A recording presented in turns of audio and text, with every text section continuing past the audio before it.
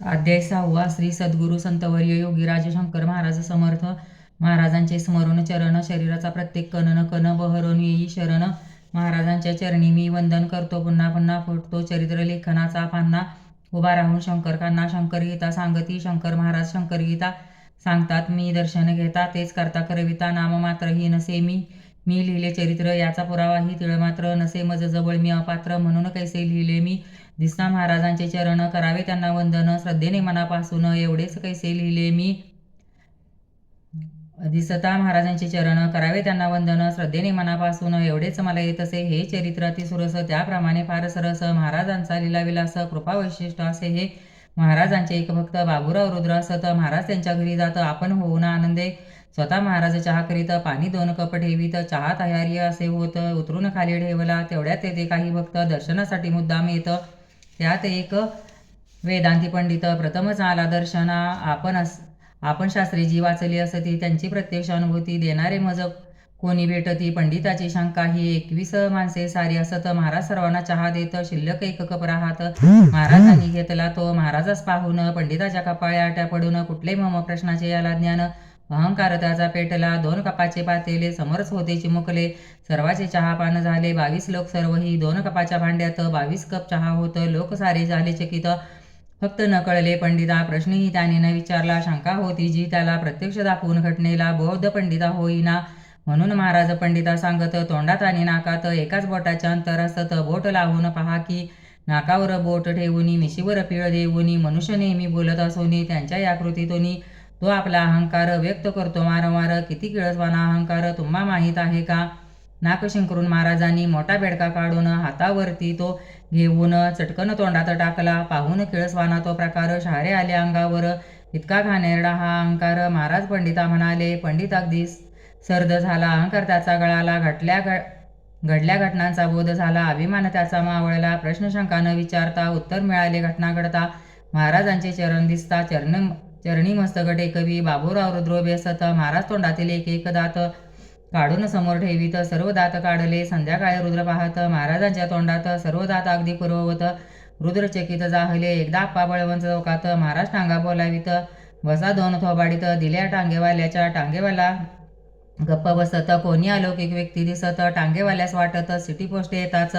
घड्याळ्याचे दुकान असत खानसाहेबांचे प्रख्यात तेथे महाराज उतरत टांगेवाल्यास जा म्हणत पैसे न देता जा म्हणत टांगेवाला तसाच जात टांगेवाल्याच्या जीवनात बदल झाला त्यामुळे महाराज थोबाडीत देत म्हणून चांगले दिवस दिसत टांगेवाल्याची खात्री होत भक्त बनला निस्सीम गणेशोत्सव मिरवणूक पुण्यात जोरात अगदी असे निघत महाराजांचे एक भक्त वासुदेव पंडित घरच्या पत्र्यावर चढून वरती शिडी ती ठेवून एका लहान मुलास घेऊन वरती चढू लागले तोच शिडी उलटली मंडळी सारी घाबरली दोघेही मरणार ओरडली तोच धावले महाराजांनी शिडी धरली तशीच जमिनीवर टेकवली दोघीही जमिनीवरती पडली अगदी सुखरूपपणेच इतक्या उंचावरून पडले नुसते थोडेही न खर्चटले महाराजांनीच त्यांना वाचवले आघात लीला कशी पहा डॉक्टर भोई प्रवासास मोटार सायकलवरून जात एक म्हैस आडवी तर रस्त्यामध्ये अचानक आता अपघात होणार म्हणून सायकल वळवीत डॉक्टर शेजारच्या शेतात जात तोच तेथे नाग उभा एक अपघात चुकविला दुसरा अपघात समोर आला नागराज डोलू लागला फणा काढून पाहत एवढा मोठा नागराज कधी न पाहिला दिसे आज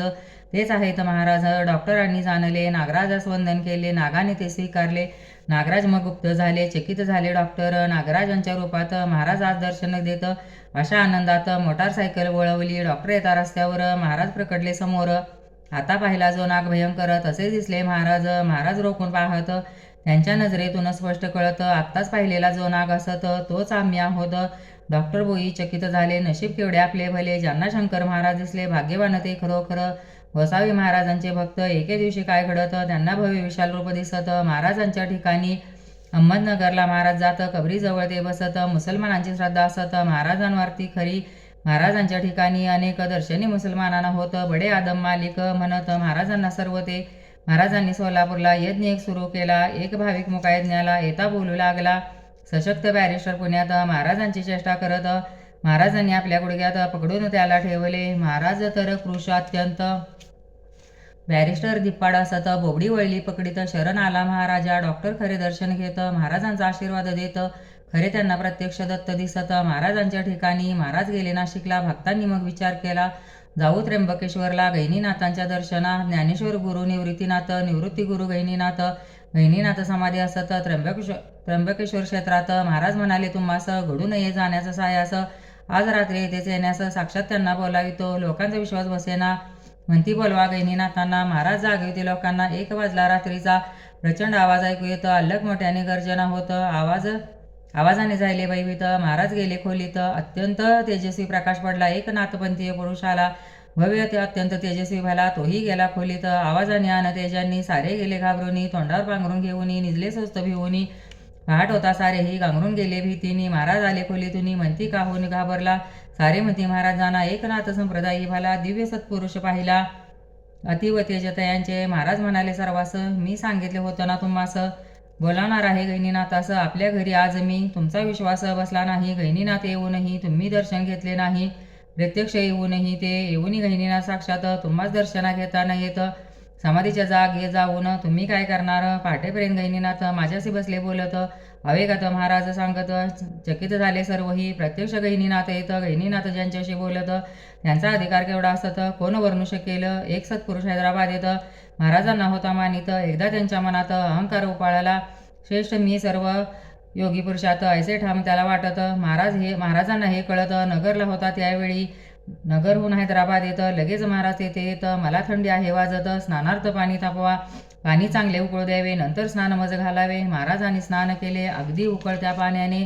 राहिलेल्या उकळत्या पाण्यात स्नान करण्यास सत्पुरुषास सांगत. सत्पुरुषाची छाती न होत. त्याला महाराज म्हणाले, सर्वश्रेष्ठ योगी स्वतःस तू तर अगदी समजतोस.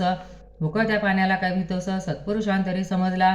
अहंकार आपला जावा म्हणून महाराज आले नगरहुनी. सत्पुरुष येता कळुनी. पाय धरले लगेच. पिढ्यानपिढ्या दत्तोपासक असे एक गृहस्थ भाविक. ते पहिल्या महायुद्धात लढावीर होतेच.